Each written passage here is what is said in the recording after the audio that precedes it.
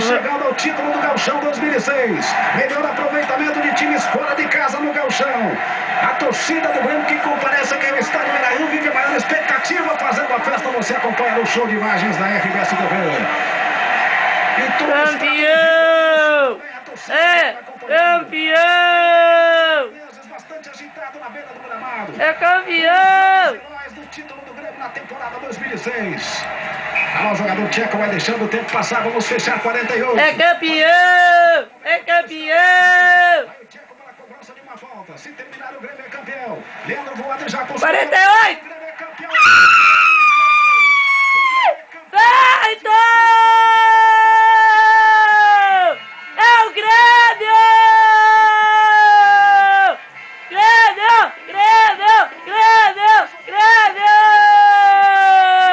Como que mandaram pra vocês? Viu, segundona? Perdeu dentro de casa! Eita, que lindo! Ela festejando dentro da casa. Ô, meu, isso é uma vergonha!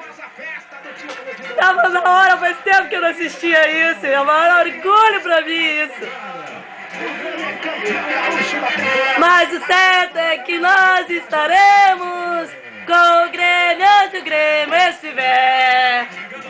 Até ter... Ô, merda. Tens imortal tricolor, o feitos da tua história. Canta o Rio Grande com amor. Até a pé nós iremos, ano que der e vier.